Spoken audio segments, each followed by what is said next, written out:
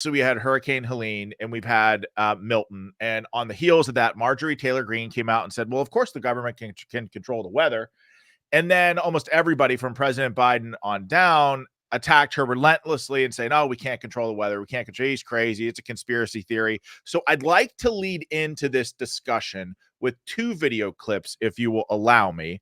Let's do it. Just to set up everything. And so, because like I'm obsessed with the idea of weather wars, right? The idea that if we could control the weather, it would give a tactical advantage. You strike somewhere without actually striking. The whole concept is fascinating. So this was the History Channel back in 2009. Look what I dug up. Quest to play God, to control the weather and use it as a weapon.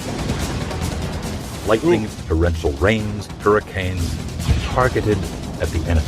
Oh, yeah. The ultimate war is if you never have to fire a round and nobody ever knew you launched the fight. Yep.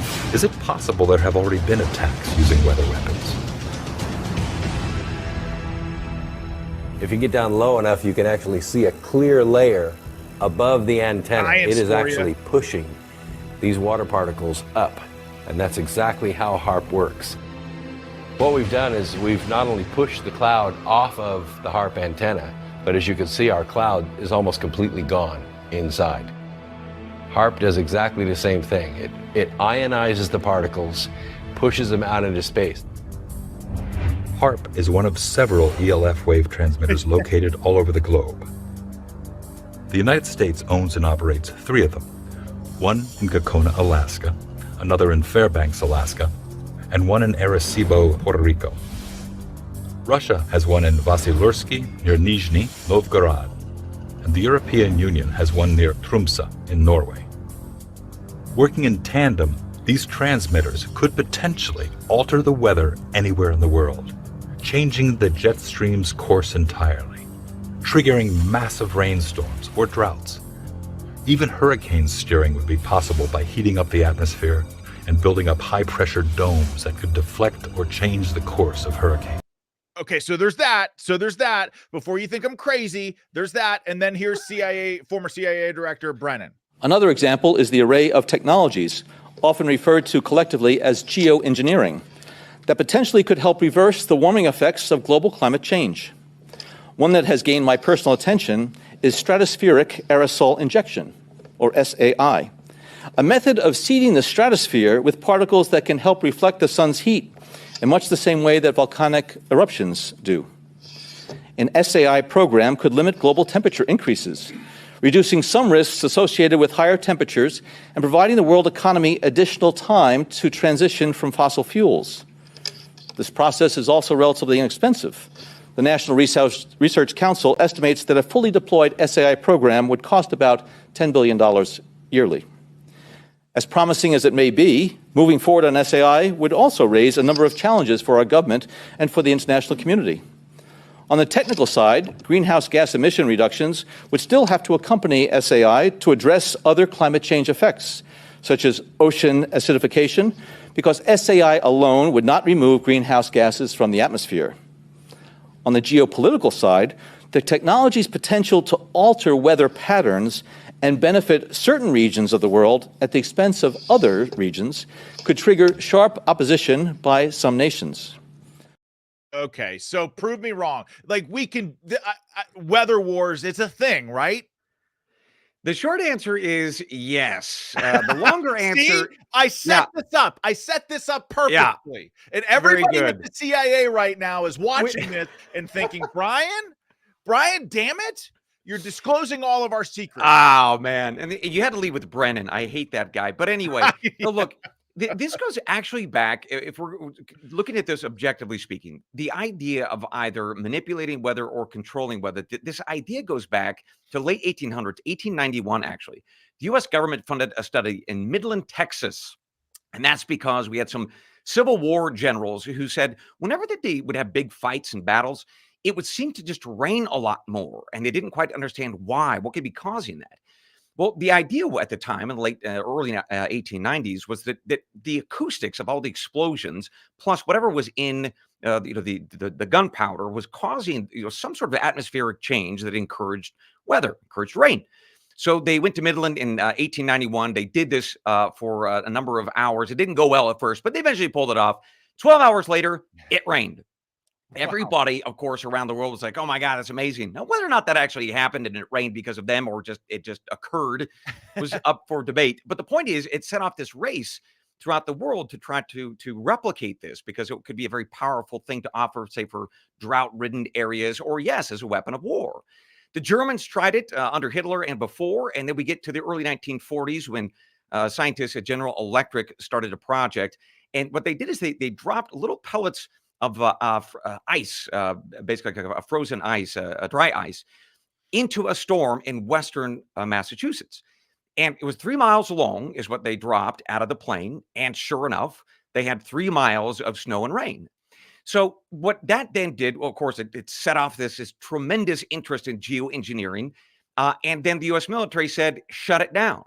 Well, that's because they had their own project called Project Cirrus, and they took those scientists from GE and they started working. This was in February of 47. They started working for the next 9 months. In October of 47, Hurricane King was going through Miami, and they thought, what a great opportunity to drop this dry ice in the center of a hurricane and see what we can see.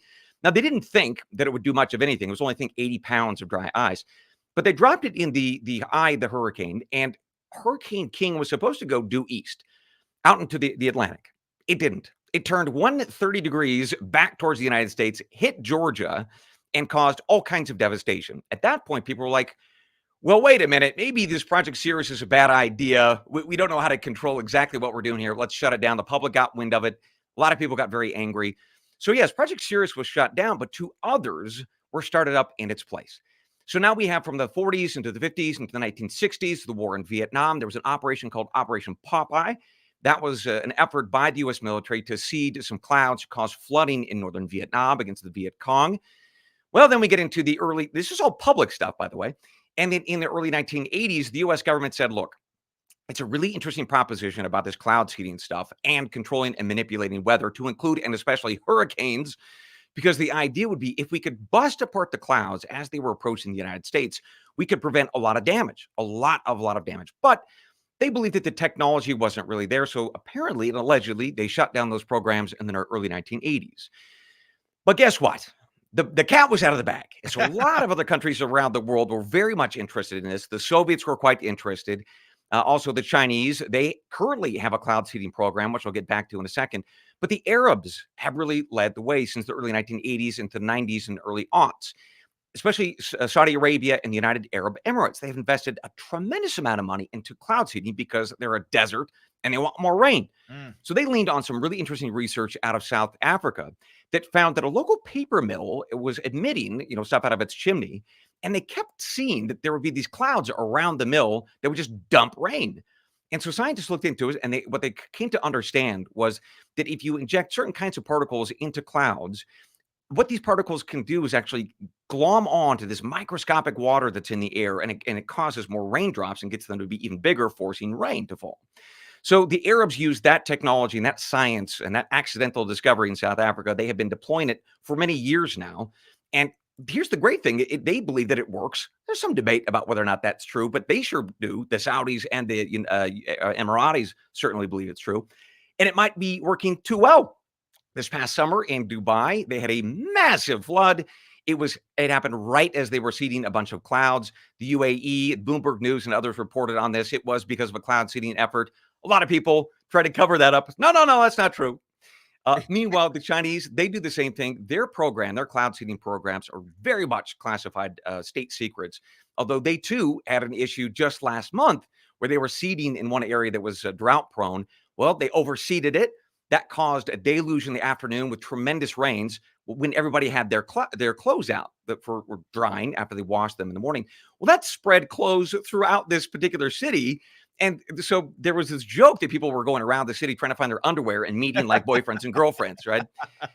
So we know that this is happening around the world. We also know it's happening in this country. In 2017, Project Snowy, which is a very interesting project, University of Colorado Boulder, they decided they wanted to really prove that the technology could work, not only cloud seeding, but that they could prove that human efforts could change weather or modify that weather. And so what they did is they took the same sodium iodine and they dropped it in a series of clouds above the Rockies back in 2017. But they did something very interesting. They deployed the sodium iodine in a zigzag pattern because, as one of the scientists said at the time, Mother Nature does not produce zigzag patterns. So we can prove that our human efforts caused whatever weather might occur. Sure enough, it did. It snowed tremendously along a zigzag pattern.